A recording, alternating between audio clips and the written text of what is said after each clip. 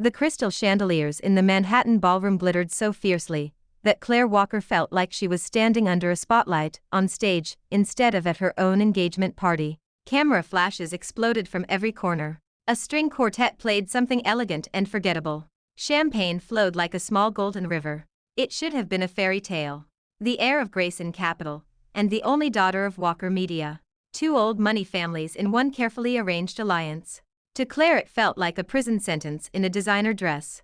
Her Uncle Harvey stood at the center of the stage with a microphone in hand. His silver hair was slicked back, his smile wide and practiced as he spoke to the crowd of investors, politicians, and socialites. "Tonight is a historic moment for New York business," he announced. "Walkers and Graysons will stand side by side, ushering in a new era of cooperation and prosperity." The crowd applauded. Claire lifted her champagne glass to her lips just to have something to do with her hands. Her heart thudded against her ribs.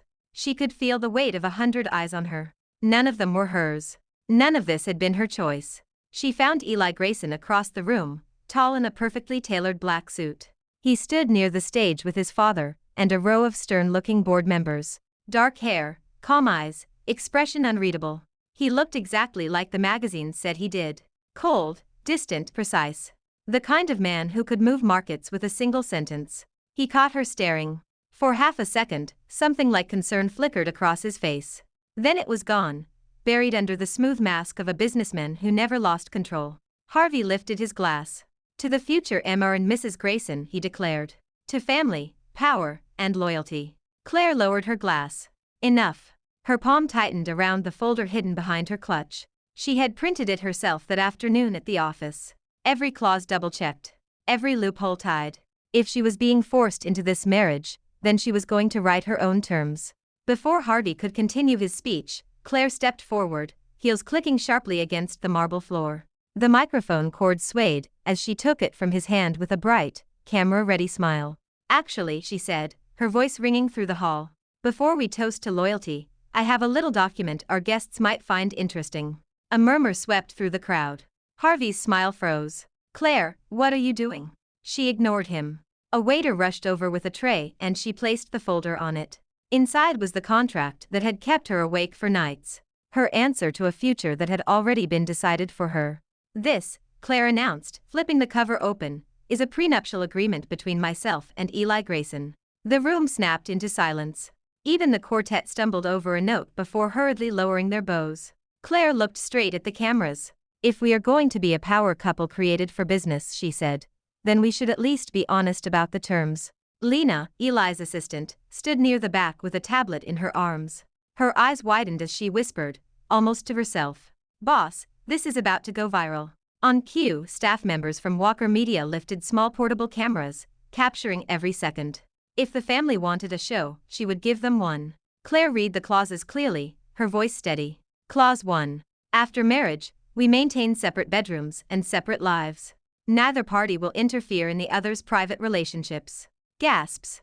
Someone dropped a fork. A woman in pearls choked on her champagne. Clause 2.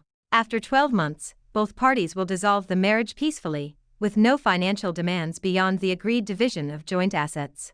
The crowd buzzed louder. Reporters at the back were already tapping frantically on their phones. Clause 3. During the duration of this marriage, Eli Grayson will assist me in regaining full control of the Walker Media digital subsidiary that was transferred away from me without consent. Her gaze slid to Harvey. His face had gone from pink to a dangerous shade of red. Clause 4. During the marriage, Eli may not interfere with my professional decisions, including but not limited to staff appointments, content strategy, and public campaigns. I am not a decorative accessory. I am a partner. Harvey strode forward, hand outstretched for the microphone. "That is enough, Claire. You are embarrassing yourself." Claire stepped sideways, out of his reach. Camera flashes followed her. Her smile sharpened. "I am making sure I do not become a puppet," she replied. "Surely our guests prefer transparency to empty speeches." Her uncle's jaw clenched so tight that a vein stood out at his temple. He hesitated, aware of the eyes and cameras all around. He could not drag her off the stage without destroying the polished image he loved more than any living person. Claire turned to Eli. He had not moved from his spot near the stage, but his attention was locked on her. There was no boredom in his gaze now. Only a slow, calculating intensity, like he was watching a market fluctuation he had not predicted. She held up a second copy of the agreement. Eli, she said, in front of our families and the press, do you agree to these terms? Every head in the ballroom swiveled towards him. His father looked furious. Harvey looked murderous. The other board members looked like their stock options were catching fire in front of them.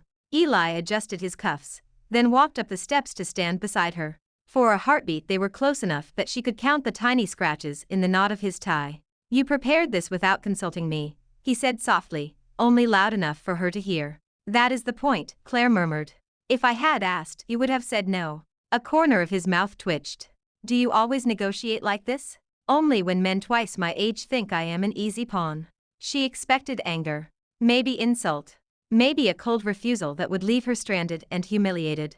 Instead he reached for the pen resting on the edge of the silver tray. He flipped open the contract, scanned the first page with the efficiency of someone used to signing deals worth billions, and then looked straight into her eyes. Fine, Eli said. I agree. He signed his name in neat bold strokes. The ballroom exploded. Guests began talking all at once. Phones lifted higher. Someone actually cheered. Harvey lunged for the document. You cannot be serious. This marriage is about merging power. You are letting a child dictate the rules. Eli's gaze turned to ice. She is not a child, he said. She is my future wife. And I do not sign anything I cannot profit from in some way. The words were cool, almost sarcastic, but there was an undertone that made Claire's heartbeat stumble. As if something about this deal pleased him far more than it should. He handed the signed copy back to her. For the record, he added, voice low, I never agreed to treat you as a decorative accessory. Claire's throat tightened. This was not the reaction she had rehearsed in her head. He was supposed to be outraged. He was supposed to tear up the contract and walk away, giving her an excuse to refuse the marriage. Instead he stood at her side like an ally. Harvey tried again. Eli, think about the optics. Living separately. Divorcing in a year. The shareholders will not accept this. Eli slid one hand into his pocket, looking down at the older man with cool detachment. That is my concern, he said. Not yours. If the shareholders ask questions, we will give them answers. Walker Media and Grayson Capital will still be partners. The rest is family business. Harvey's hand trembled around the microphone. Claire, your father will hear about this. Good, she shot back. He should have heard about your little asset transfer too, do you not think? A ripple of shock passed through the nearby directors. Harvey's eyes went wide. Claire smiled sweetly at the press. Thank you all for coming, she said. I hope tonight gives you plenty to talk about. Lena watched from the side, her lips pressed together to hide a grin. She leaned toward one of the Grayson bodyguards. Told you, she whispered. Future Mrs. Grayson does not play by the old rulebook. The orchestra, after a helpless pause, slowly picked up the music again. Waiters resumed their rounds with stiff shoulders. The party continued, but the atmosphere had shifted. The engagement party, that was supposed to be a polished announcement, had just turned into a live broadcasted negotiation. And Claire, the supposed pawn, had moved herself to the center of the board. Later, as the guests drifted back to their tables, and the buzz gradually settled into low conversation, Claire slipped off the stage. She could still feel the burn of adrenaline under her skin. Eli fell into step beside her without asking. In future, he said quietly, warn me before you drop a bomb like that. In future, she replied, chin up, do not agree to marry someone who will not fight for herself. He studied her for a long moment. There was a hint of amusement in his eyes now, mixed with something darker, more thoughtful. I did not say I minded, he admitted. It was unexpected, but effective. So you are not going to tear up the contract? Why would I, he said. It protects you. And it can protect me too. His calm certainty threw her. You really do not care about reputation. I care more about results. They stopped near one of the tall windows that overlooked the Manhattan skyline. City lights spilled across the glass like scattered stars. Their reflections stood side by side in the darkness. Whatever game you are playing with, Harvey, Eli said quietly, you have just painted a target on your back. Claire's fingers tightened around the signed contract. Good, she replied. Let him come. I am done hiding. Eli looked at her reflection instead of her face. You want your company back? I want my life back, she corrected.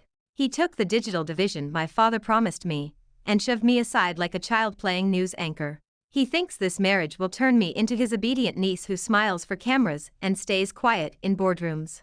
And this is your counter offer. This is my line in the sand. He nodded slowly. Then we will start with the stolen subsidiary. I signed the contract, he reminded her. Clause 3 is very clear. Claire blinked at him. So you are actually going to help? He looked down at her, expression serious. You are my wife now, he said. At least on paper. Helping you is good business. And, he added after a beat, I am not in the habit of letting people steal from my own household. The word household lodged in her chest in a strange way. She forced a laugh. Careful, Eli. You almost sound like you care. He did not look away. Maybe I do. Before she could respond, flashes went off again. Their public relations teams were maneuvering photographers closer. Someone called for them to pose. Eli straightened. Smile, he murmured. Tonight they see what we want them to see. He placed a hand lightly at the small of her back. To anyone watching they looked like a perfectly matched couple, stunning and unshakable. No one would guess that between their polished smiles lay a signed promise to walk away after 1 year. As they faced the cameras, Claire thought of her father in his hospital room, far from the noise and glitter. She thought of Harvey sitting in his seat with a storm brewing behind his eyes. She thought of the contract hidden under her hand like a shield. If this marriage was a game of power, then she had just made her opening move. And from the way Eli's fingers flexed against her spine, she suspected that her new husband liked the game far more than he would ever admit. The next morning, Claire woke up to the smell of coffee, and something warm and sweet drifting down the hallway. For one disorienting second she forgot where she was. The ceiling above her was different, higher, painted a cool white instead of the soft cream of her old apartment. The bed under her was wider, the sheets smoother and more expensive than anything she had ever owned herself. Then memory snapped back into place. Grayson Tower. The penthouse. Her marriage that was not supposed to be a marriage at all. Claire flopped onto her back and stared at the ceiling. The giant windows across the room revealed a slice of Manhattan's skyline already awake. Cars moved like small bright insects along the avenues below. She dragged a hand over her face and sat up. Her suitcases sat open in the corner, half unpacked. On the dresser lay the signed prenuptial agreement, weighed down by a crystal paperweight shaped like a chess piece. Claire eyed it for a moment, then shoved her hair into a messy bun, and pulled on an oversized sweater over her shorts. If she was going to survive this arrangement, she needed caffeine. The penthouse kitchen looked like a glossy magazine spread. Marble counters, stainless appliances, floor-to-ceiling windows flooding the space with pale winter light. Eli stood at the stove and rolled up sleeves, turning pancakes with one hand while scrolling through emails on his phone with the other. Claire froze in the doorway. For a second her brain refused to connect the picture in front of her with everything she knew about him. The cold financial king of New York, flipping pancakes. He glanced up, catching the shock on her face. Morning, he said. Coffee is on the counter. You cook, she blurted. Sometimes, he replied. The chef is off on Sundays. I assumed you do not want takeaway at 8 in the morning. She walked in slowly, still staring. You are making pancakes. That is usually what happens when batter meets a pan, he said dryly. With blueberries. They were in the fridge. She picked up a mug and poured herself coffee. So the terrifying Wall Street legend secretly makes breakfast. Do not spread that around, he said. It would ruin my image. She took a sip, hiding a smile behind the rim. Lena breezed in from the elevator side entrance, tablet tucked under her arm, perfectly awake despite the early hour. Morning, boss. Morning, Mrs. Grayson. Claire choked on her coffee. Do not call me that. Lena grinned. Too late. It is legally accurate.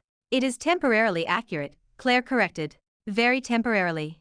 We will see, Lena said under her breath. Eli shot his assistant a warning look. She raised both hands and backed toward the island. I am just here to update you. Harvey's people tried to send photos to the tabloids last night. Of what? Claire asked sharply. Of you and Eli arguing on the balcony during the party, Lena said. They wanted a narrative that the engagement is already falling apart. Claire remembered the brief, sharp exchange when Eli had told her she should have warned him about the contract. She had been standing close enough that a zoom lens could easily misinterpret. Eli slid a plate stacked with pancakes onto the island. We already redirected the story, he said. Grayson PR sent exclusive shots of us signing the contract together with a joint statement. A statement, Claire repeated. What did it say? That you insisted on clear terms because you take partnerships seriously, Eli said. That we are committed to supporting each other's careers. That you negotiated boldly, and I admire that. Claire stared. You admire that? I do, he said simply. Lena nodded, eyes sparkling. The internet ate it up. The main tag on socials right now is power couple energy. Claire set her coffee down before she dropped it. You turned my rebellion into a marketing campaign. Of course, Eli replied. Never waste a scandal. Lena propped her chin on her hand. Harvey must be furious, she said with open delight. He wanted you to look unstable. Instead, people are writing think pieces about feminist prenuptial agreements. Claire felt a small, sharp bloom of satisfaction in her chest. Send me those pieces, she said. I want to repost every single one. Already queued, Lena said. Eli sat on one of the bar stools and nodded at the plate in front of her. Eat, he said. You have a meeting at 10. How do you know my schedule, she asked. He raised an eyebrow. You moved into my building. You are now the co-face of a partnership that could move billions. Of course I know your schedule. Claire picked up the fork. The meeting is with legal about the digital division, she said. They are still pretending it is a misunderstanding. Good, Eli replied. It gives us an excuse to start asking questions. Lena tapped her tablet. I pulled the last 3 years of internal transfers for Walker Media, she said. There are red flags all over the subsidiary that used to be yours. Shell companies, inflated invoices, consulting fees to firms that do not exist. Claire's stomach nodded. She pushed the plate away. That is Harvey. Probably, Eli agreed. But we cannot accuse him until everything is verified. In the meantime, you show up to every meeting calm and prepared. You do not give him any footage of you losing your temper. You make it sound like some kind of war, she muttered. It is, he said. You are fighting for your position. He is fighting to keep what he stole. Lena's voice softened. We have your back, she said. Really? Claire looked between them. The man everyone called a cold machine had just flipped her pancakes and reorganized her PR disaster into a win. His assistant was treating her like a general whose campaign she wanted in on. It was dizzying, disorienting, dangerously comforting. Fine, Claire said. We go to war. Eli nodded once, as if they had just sealed a deal. By the time she finished breakfast and changed into a sharp navy suit, the city outside had shifted from gray to full daylight. The penthouse elevator opened directly into a private parking level where a black car waited. Inside the car, Claire scrolled through her phone. Social media feeds were filled with clips from last night. Stills of her standing on stage with the contract in hand. Slow motion shots of Eli taking the pen. The comments were a mix of outrage and admiration. Iconic. She really said my body, my business, my company, my rules. Is this a love story, or a power struggle, and why am I rooting for both? Claire swallowed around a sudden lump in her throat. She had expected to be alone in this. Instead, people she had never met were cheering for her. Eli sat beside her, reading a report on his tablet. The driver merged onto the avenue. You did well, he said without looking up. I almost threw up, she confessed. Fear is irrelevant if you still act, he replied. What matters is that you signed in front of everyone. Harvey cannot bury that. She watched his profile for a moment. You really do not care about your image? He finally looked at her. I care that my reputation is accurate, he said. If people want to call me cold, that is their problem. It makes negotiation easier. You are not as cold as they say, she blurted. A shadow of a smile crossed his face. Do not tell anyone, he said. It would ruin the rumors. The car rolled to a stop in front of Walker Media's glass headquarters. A cluster of journalists waited near the entrance. Claire let out a breath and reached for the door handle. Eli stopped her with a hand on her wrist. Remember, he said quietly. We are on the same side. If you stumble, I am there. She tried to laugh it off. I do not plan to stumble. Good, he said. But if you do, I still will be. Her chest tightened in a way that had nothing to do with anxiety. She pulled her hand back, opened the door, and stepped out into the flash of cameras. The questions came at her like hailstones. Claire, did Eli really sign a 1-year divorce clause? Is this marriage just for business? Are you worried about backlash from conservative shareholders? Claire smiled at the microphones. I believe in clear agreements and honest partnerships, she said. My husband and I are on the same team. In the reflection on the glass doors, she saw Eli step out of the car behind her. He moved with unhurried confidence, shoulders straight, expression calm. He came to stand at her side, close enough that their shoulders almost touched. He did not take the microphones from her. He let her speak. Later, after hours of meetings and thinly veiled hostility from executives loyal to Harvey, Claire slumped into the car again. Her head throbbed. Her cheeks hurt from maintaining a polite expression. Eli watched her for a moment. You did not yell at anyone, he observed. I am impressed. I wanted to, she groaned. Especially when one of them called me emotional. You were prepared, he said. That is what matters. She looked over at him. You always talk like this? Like what? Like everything is a chess match you already see 10 moves ahead. He considered that. Maybe, he said. It is how I was raised. Graysons do not like surprises. And yet you married me, she muttered.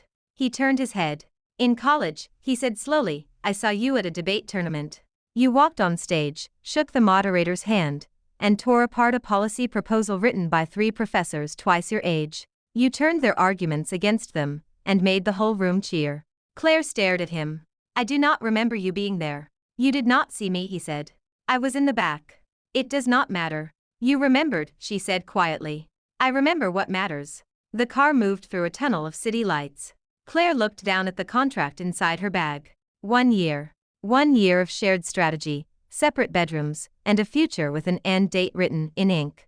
She had thought that would make everything simpler. Instead, sitting beside Eli in the quiet luxury of the car, she felt something far more complicated unfolding. If this was just a deal, why did his steady presence make her feel almost safe?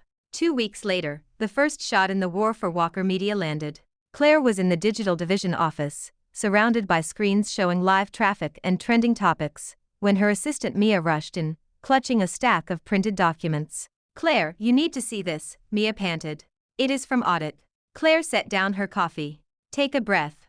What is wrong? Mia spread the pages on the desk. Internal audit flagged irregular transfers from our advertising budget to a consulting firm called Northbridge Strategies. Except I cannot find any trace of them actually doing work. She flipped to another page. And these signatures look copied. Claire scanned the numbers, anger rising in a steady burn. The amounts were large enough to hurt the division, small enough to hide among legitimate expenses. Harvey, she said. Mia bit her lip. I checked the authorization emails.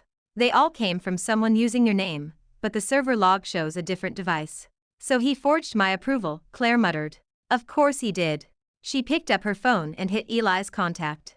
He answered on the second ring. Claire. We have a problem, she said. Audit found fake transfers tied to my name. Harvey has been bleeding the division from the inside. Bring everything you have to my office, Eli replied. 10 minutes. 10 minutes later she stepped into the top floor of Grayson Tower. The atmosphere there always felt different, heavier with quiet power. Eli sat behind a wide desk with a view of the city spreading out like a map. Lena stood nearby, laptop open. Claire dropped the file onto the desk. Here. Eli flipped through the pages, eyes skimming fast. Lena peered over his shoulder. This is messy, Lena said. Looks like a classic siphon scheme. Fake consulting, disguised transfers, forged approvals. He is using my name, Claire said through her teeth. If this gets out, I look incompetent at best and complicit at worst. Eli set the pages down. We cannot let it get out, he said calmly. Not until we control the narrative. Claire laughed once, sharp. Of course. Always the narrative. It matters, he said. If you go to the board now with partial evidence, Harvey will turn it around on you. He will say you are framing him because you feel threatened. We need proof that no one can twist. And how do we get that? She demanded. March into his office and ask nicely. Lena tapped her keyboard. Already working on it, she said. I have our forensic team tracing the shell companies tied to Northbridge Strategies. If even one of them leads back to Harvey's private accounts, we have a solid chain. Eli looked at Claire. In the meantime, you act normal, he said. You attend meetings. You keep running your division. You let him think you have no idea. Claire frowned. That feels wrong. I am supposed to sit there and smile at him. You are supposed to win, Eli said quietly. Winning is sometimes uncomfortable. His certainty steadied her. She took a slow breath. Fine, she said. I will smile. Lena grinned. And I will dig. The moment we have something concrete, we move. The move came sooner than any of them expected. 3 days later, during a joint board session between Grayson Capital and Walker Media, Harvey strode into the conference room with a folder in his hand and a satisfied gleam in his eyes. Instantly, Claire's stomach sank. The mahogany table was lined with directors. Her father's seat at the head remained empty, a silent reminder of his absence. Eli sat near the center, posture relaxed but attention sharp. Harvey placed the folder on the table and addressed the room. I have some unfortunate news regarding the performance of our digital subsidiary, he said, projecting a tone of heavy disappointment. As you know, Claire has been in charge there. Recent findings from internal audit suggest a mismanagement. Claire's fingers tightened around her pen. He opened the folder and spread out the documents. As you can see, there have been questionable transfers to a consulting firm with no clear deliverables, he continued. All signed off by Claire herself. Murmurs rippled around the table. Several directors glanced at her with thinly veiled judgment. Harvey turned toward Claire with a look of manufactured sorrow. Claire, I wanted to discuss this privately, he said. But given the numbers, the board has a right to know. She stood slowly. This is the first I am hearing of it, she said. Those approvals are forged. Harvey made a sympathetic face. That is convenient, he said softly. But the signatures match. The emails came from your account. As much as I care for you as family, the company must come first.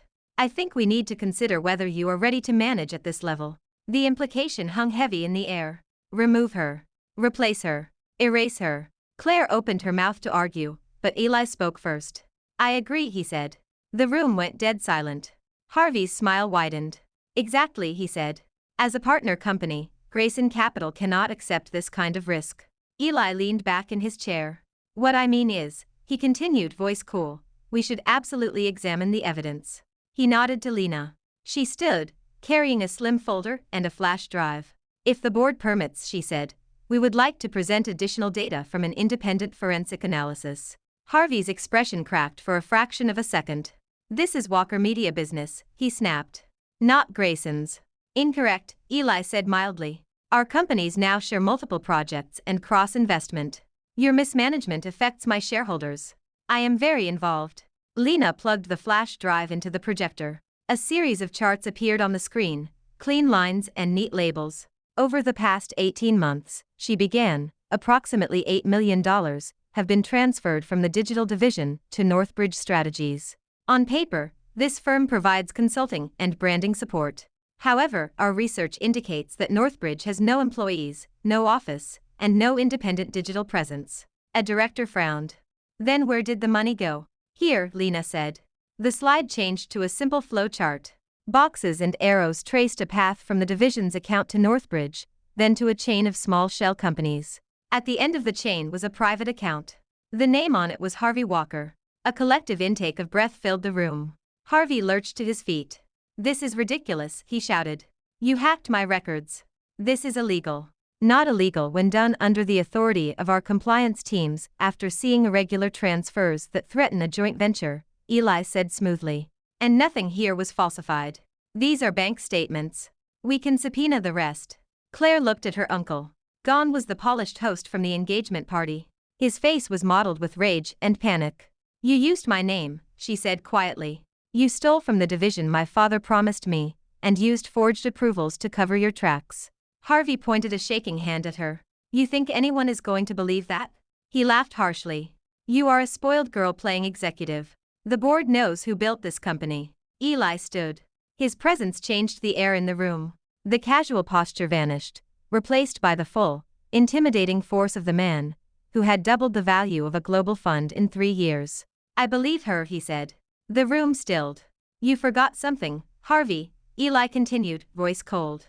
When you forged Claire's approvals, you used a device that was not hers. Security logs show that device was logged into your office network. At hours when only you were there. Lena brought up another slide. Timestamps. Access logs. Harvey swallowed. This is slander, he rasped. No, Eli said softly. This is data. One of the older directors cleared his throat.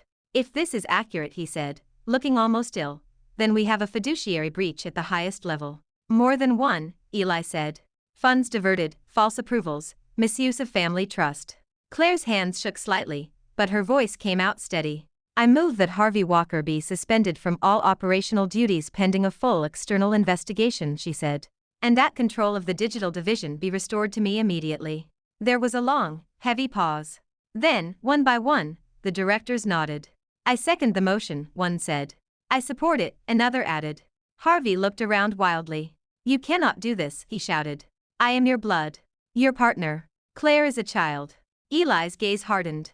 She is my partner, he said. And this is the last time you call her a child in this room. The vote passed. Harvey collapsed into his chair, face gray. Security was called. They asked politely, but firmly, for him to hand over his access card and company phone. As they escorted him out, Harvey twisted back toward Claire. "You think you have won," he hissed. "This is not over." Claire met his glare without flinching. "No," she said softly. "It is just beginning." When the door closed behind him, the room exhaled as one. Eli turned to her. "Congratulations," he said. "You just won your first real boardroom war." Claire managed a shaky smile. "I had help." "You had allies," he corrected. "You did the work." Later, when the directors had dispersed and the meeting minutes were being prepared, Claire found herself alone with Eli in the now silent room. She leaned against the back of a chair, finally letting her shoulders drop. "I thought I was going to throw up again," she admitted. "You did not," he said. "You stood your ground." She looked up at him. "Why are you doing this?" she asked quietly. "This is more than a business partnership. You have risked your reputation, your capital, your family's name." He paused, as if choosing his words. "Because I made a promise," he said. "Because I do not like thieves.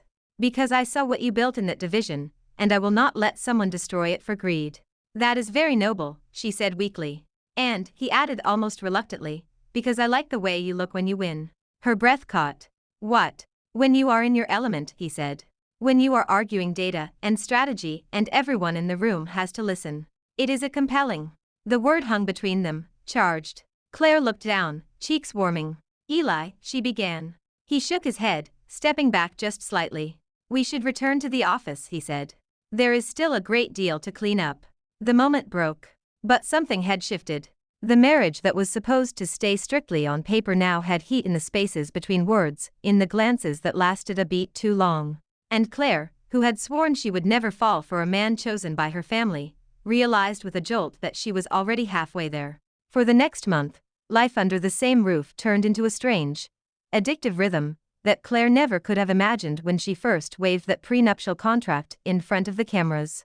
By day, she and Eli were a lethal duo in suits, sitting on opposite sides of conference tables, while investors tried not to stare too obviously at New York's favorite power couple. By night, they moved around the penthouse like planets in the same orbit, bumping into each other in the kitchen, on the balcony, or in front of the enormous living room screen that Lena jokingly called their domestic headquarters. The danger was how easy it became to forget that everything between them had an expiration date. One Thursday evening, after a brutal round of negotiations, Claire kicked off her heels the moment she stepped into the penthouse and dropped her bag on the couch with a heavy thud. "I hate these people," she groaned. "They smiled while calling my entire digital strategy naive." Eli closed the door behind them and loosened his tie, his eyes flicking to the faint red marks the shoes had left on her ankles. "You made them renounce half their terms in 30 minutes, he said. "They will be telling stories about how you destroyed them for years. They will be telling my uncle he should have kept me in the PR department," she muttered, flopping down and grabbing a throw pillow to hug. "He probably thinks I am one bad quarter away from ruin." Eli walked into the kitchen area and pulled 2 bottles of sparkling water from the fridge. "Then give him ruin," he said. "Just not the kind he expects." She arched a brow. "Is that supposed to be comforting?" "It is supposed to be motivating," he said, handing her a bottle and sitting at the other end of the couch. "We are still tracing all of his side channels. Once we have enough to tie the overseas accounts to his little friends on Wall Street, he will not be able to touch Walker Media or you ever again." "You talk about destroying people the way most men talk about weather," she said, half amused. "Is that a Grayson gene?" "It is a survival skill," he replied. "You grew one too." Claire took a long drink, then set the bottle down and studied him. The harsh lines that made him look unapproachable in boardrooms had softened with the loosened tie and rolled sleeves. A faint shadow of stubble darkened his jaw. She hated that she noticed. "You know," she said lightly, "if people saw you now, they would not believe you are the same man who stared down 3 hedge fund managers until one of them nearly cried." His mouth curved. "Do not let word get out," he said. "I like being overestimated." Lena arrived a little later with takeout boxes and her usual whirlwind of commentary. "Okay, headlines check," she announced, tapping her tablet. "The internet still loves your feminist prenup. Harvey is being roasted in memes, and someone just posted a fan edit of your press conference with dramatic music and slow motion close UPS." Claire nearly inhaled a noodle. "A what?" "The fan edit," Lena repeated, cheerfully oblivious to Claire's choking. "People are obsessed with the way Eli looked at you when you said you are not a decorative accessory. There is a whole thread called 'Find Someone Who Looks at You Like Eli Grayson,' looks at Claire when she is ruining his carefully planned party. Eli gave Lena a long, unimpressed look. Remind me why I hired you. Because I am very good at my job, and even better at pretending not to see your feelings, she shot back. Speaking of which, Mrs. Grayson, the charity gala on Saturday just confirmed your joint appearance. Stop calling me that, Claire said weakly, cheeks heating. We are a one-year experiment, not a fairy tale. Try telling that to the internet, Lena said. They are already writing your movie. On Saturday night the charity gala looked like the universe's idea of a cliché. A glass roof, a live band, photo walls with sponsor logos, and more diamonds than an entire small country's reserves. Claire's dress was a deep emerald green that hugged her waist and bared her shoulders, a last-minute choice suggested by Lena, who had declared that if they were going to weaponize public perception, they might as well do it in style. Eli met her at the bottom of the penthouse stairs in a black tux that fit him like sin. For a second he just stopped. His gaze traveled from her heels up to the sweep of her hair, and something in his expression went briefly, unguardedly soft. You look He trailed off, cleared his throat, and tried again. You look very appropriate for terrifying a room full of donors. Claire laughed. You almost complimented me like a normal human, she said. Are you feeling unwell? I am pacing myself, he replied. If I say too much now, Lena will faint from happiness, and we will be late. At the gala, everything went smoothly, until a certain actress decided to test boundaries. A red carpet darling in a sequined gown slid up to Eli the moment Claire stepped away to take a call from Mia. Eli, the actress purred, hand landing on his forearm, you disappeared from the rumor mill. I was starting to worry you had become boring. Eli's polite smile did not reach his eyes. Busy, he said. Not boring. She leaned closer. Busy can be fun, she murmured. Save me a dance tonight? Claire returned just in time to see her lean in, bright lips inches from Eli's ear. Something hot and irrational flared in Claire's chest. Before she could talk herself out of it, she crossed the floor with steady steps, slid her arm through Eli's, and offered the actress a smile as sharp as broken glass. Sorry, Claire said sweetly. My husband's dances are fully booked tonight. Company policy. The actress's eyes flicked over Claire, taking in the hand on Eli's arm. Is that so, she said. You did sign a one-year contract, right? Seems like a short-term policy. What we signed is none of your concern, Claire replied. But if you are so curious about contracts, I can connect you with our legal department. They are excellent at shutting down people who cross lines. The other woman's smile froze. Enjoy your evening, she said tightly, before gliding away toward a safer target. Eli looked down at Claire, amusement flickering openly now. Jealous? He asked, voice low enough that only she could hear. Protecting a joint asset, she said, lifting her chin. You are currently co-branded with my face. I cannot let anyone devalue the brand. Of course, he murmured. Purely strategic. Purely, she insisted. He did not push, but when the band shifted into a slow song, he held out his hand. Dance with me, he said. Strictly for public relations. Her fingers slid into his before she could think of a reason to refuse. On the dance floor he pulled her close, one hand at her waist, the other holding her hand, the distance between them just enough to be respectable, and nowhere near enough to be safe. If anyone asks, he said, lips brushing the shell of her ear as they moved in time with the music, I am only doing this to protect the Grayson brand. Her pulse jumped. You are addicted to plausible deniability, she whispered. Occupational hazard. The song stretched, the lights softened, and for a few minutes the world shrank to the warmth of his palm, and the steady beat of his heart under her cheek. The contract, the countdown, the war with Harvey, all of it receded. There was only the dangerous chemistry of two people who were never supposed to fall for each other, and were running out of excuses not to. The breaking point came on an ordinary Tuesday, that started with coffee, emails, and a calendar full of back-to-back meetings. Claire was reviewing a campaign pitch in her office, when Mia burst in, face drained of color. Claire, she gasped, you need to see this right now. Claire's stomach clenched. If this is another meme of Harvey's meltdown, I promise you I will scream. It is not a meme, Mia said, thrusting her phone forward. It is a news alert. A leak. On the screen, a financial blog had posted a headline that made Claire's blood run cold. Anonymous source claims Walker heiress used sham prenup to trap Grayson heir for personal gain. Below it, a grainy photo showed her handing Eli the contract on stage. The article twisted every clause into something ugly. In this version, she was not a woman fighting for autonomy. She was a schemer using a manufactured scandal to force a reluctant billionaire into marriage, then siphon his support to seize her family company. There are already a dozen reposts, Mia whispered. Someone is pushing this hard. Claire did not need to guess who. Harvey must have found one sympathetic blogger and dangled a story, with just enough truth to make the lies stick. Her phone buzzed with messages from board members, friends, and journalists asking for comments. She called Eli before the panic could fully settle. Did you see it? She demanded. The leak. Lena sent it 5 minutes ago, he said, voice clipped. We are tracing the source. They are saying I trapped you, she said. That I used the contract like a net. There was a beat of silence on the line, then Eli said, come to my office. Now. 15 minutes later she strode into his office, anger giving her steps a brittle edge. Lena was pacing near the windows, expression thunderous. We confirmed it, Lena said without preamble. The leak traces back to a burner account tied to one of Harvey's overseas partners. They planted a fake narrative and paid smaller sites to amplify it. Claire slammed her palms on the table. So now I am some gold digger mastermind who forced you into a corner, she said. Perfect. That is not who you are, Eli said. I know that. Anyone who watched you at the engagement party knows that.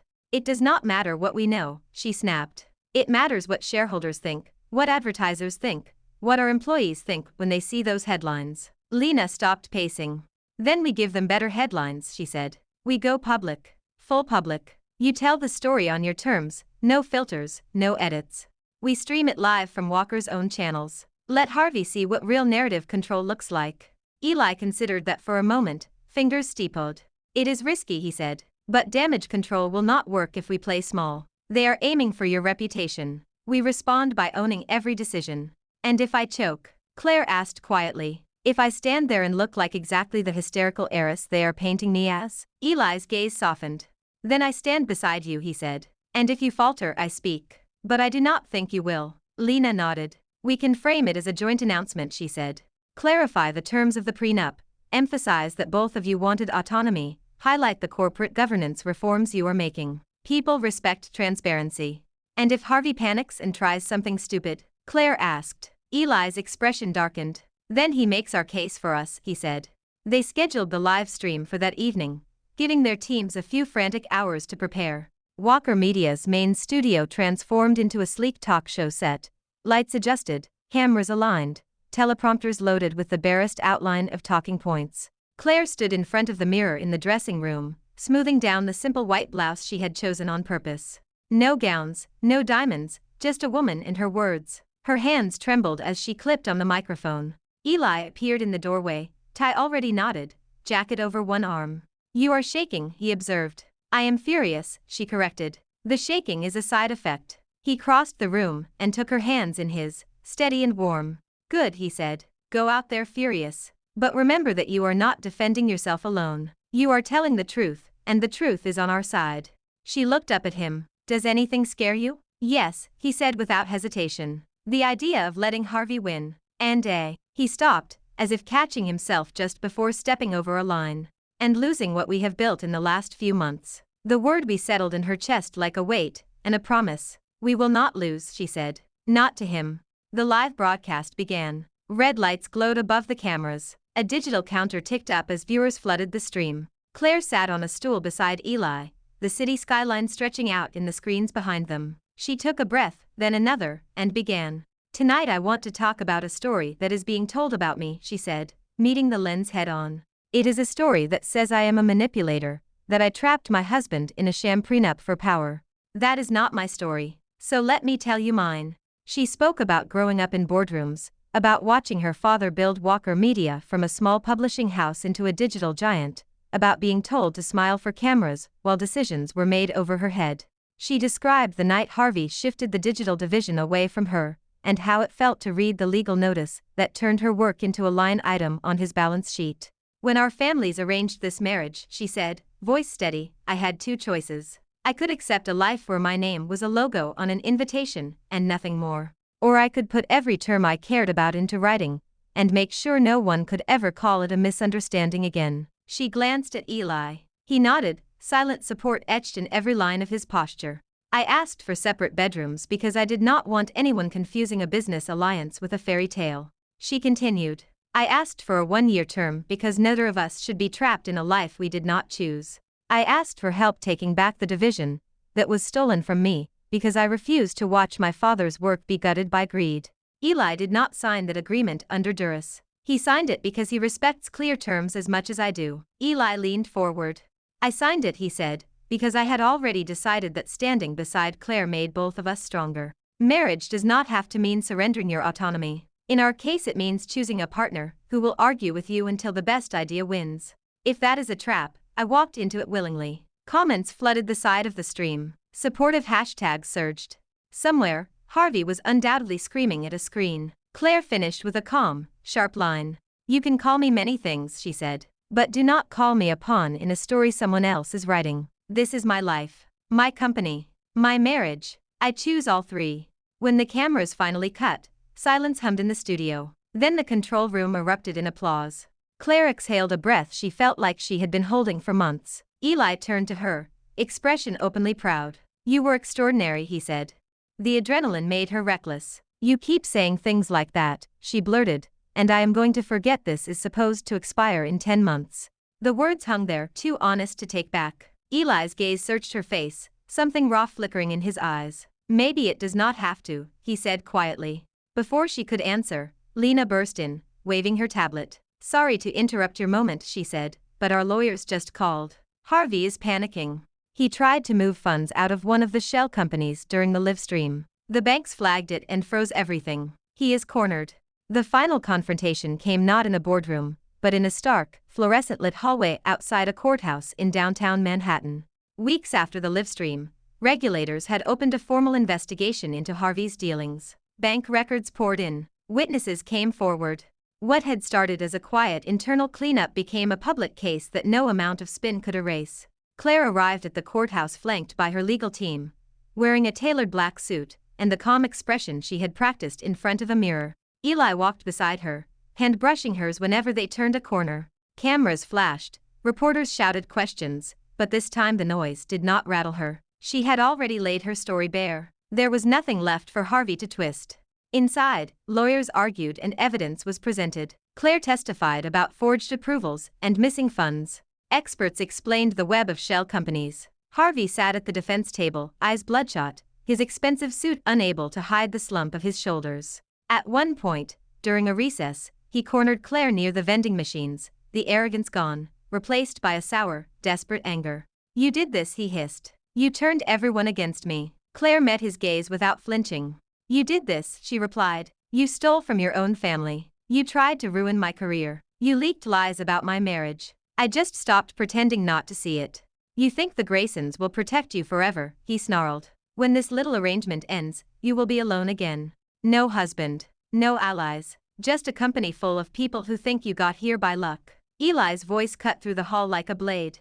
She is not alone, he said, stepping between them. And our marriage is not ending. Harvey laughed, a harsh, broken sound. You really fell for her, he said. After all that talk about strategy, you let some girl with a contract get under your skin. She did not get under my skin, Eli said calmly. She got into my life, permanently. And when this trial is over, the only person walking out alone will be you. Security approached, drawn by the raised voices. Harvey backed away, eyes burning. You will regret this, he spat. Both of you. Claire watched him go, surprised by how little satisfaction she felt. Mostly she just felt tired. I will not regret choosing myself, she said softly. Not again. The verdict came 2 days later. Guilty on multiple counts of embezzlement, fraud, and attempted manipulation of shareholder interests. Harvey was led away in handcuffs as cameras captured every step.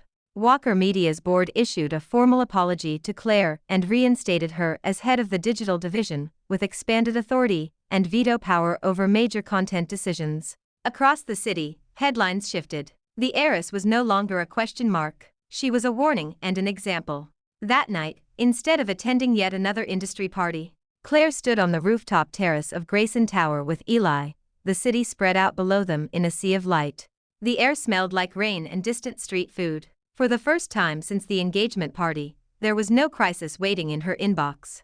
Only quiet, only him. We did it, she said. The words felt strange and glorious on her tongue. You did it, Eli corrected gently. I provided resources. You provided the spine. She laughed. That is one way to put it. They stood side by side at the railing. The wind tugged at her hair. There is still one clause in our lives that we have not addressed, Eli said after a moment. Clause 2. The 1-year term. Her heart thudded. We still have time, she said. 10 months. 9.5, he corrected. I have been counting. She swallowed. Planning your exit that carefully? Planning the opposite, he said. He turned to face her fully, the city lights haloing him in silver and gold. Claire, when I signed that prenup, I thought I was agreeing to a year of mutually beneficial damage control.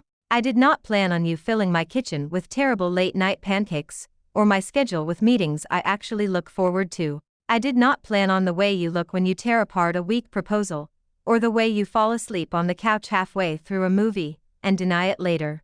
I did not plan on you becoming the best part of every day. Her throat tightened. Eli, let me finish, he said. I also did not plan on standing in a courtroom and realizing that losing you would hurt more than losing any deal I have ever made. I do not want a 1-year contract with you, Claire. I want a life. He reached into his jacket and pulled out a small velvet box. For a wild second she thought it was some kind of prop, a symbolic gesture for another carefully staged public moment. Then he opened it. The ring inside was simple by their world's standards, a single diamond in a clean setting, bright as a slice of the skyline. The first ring was an obligation, he said softly, chosen by our families, tied to contracts and stock prices. This one is mine. No clauses, no term limit, no exit strategy. Claire Walker, will you stay married to me when the 1 year is over? Not as a Walker heiress balancing ledgers and reputations. As my partner. As my wife, without a countdown. Tears blurred the lights of the city into a smear of color. Claire had always thought she would have a speech prepared for a moment like this, a list of conditions and boundaries to protect herself. Instead, all she felt was the steady, overwhelming certainty that somewhere between pancakes and boardroom wars, this man had quietly taken root in her life. You are supposed to be the rational one, she said, laughing through the tears. You signed a contract that promised you an easy escape, and now you are throwing it away. I am renegotiating, he corrected. My favorite part of any deal. She took a shaky breath. Do I get to counter? Always, he said. I want more than a life, she said. I want a say in everything. Where we live, how we run our companies, how many vacations we actually take instead of canceling. I want veto power over any tie you own that looks like it came from your father's closet. I want the right to steal your hoodies when I am cold, and to drag you to family dinners when you would rather read earnings reports. I want us to fight sometimes and figure it out anyway, and I want it to be clear that I am staying because I choose you, not because any contract tells me to. His smile was slow, brilliant, completely unguarded. Those terms are acceptable, he said. So is that a yes? She stepped closer, close enough to see the hope in his eyes, to feel the heat of his body in the cool night air. It is a yes, she said. Yes now, yes in 9.5 months, yes whenever you ask, as long as we are choosing each other, and not the script our families wrote. The breath he let out sounded like relief and wonder in one. He slid the ring onto her finger with hands that were finally, unmistakably shaking. They kissed with the city humming below them, all the noise and history, and sharp-edged power of New York wrapping around two people who had once signed a promise to walk away, and now could not imagine doing it.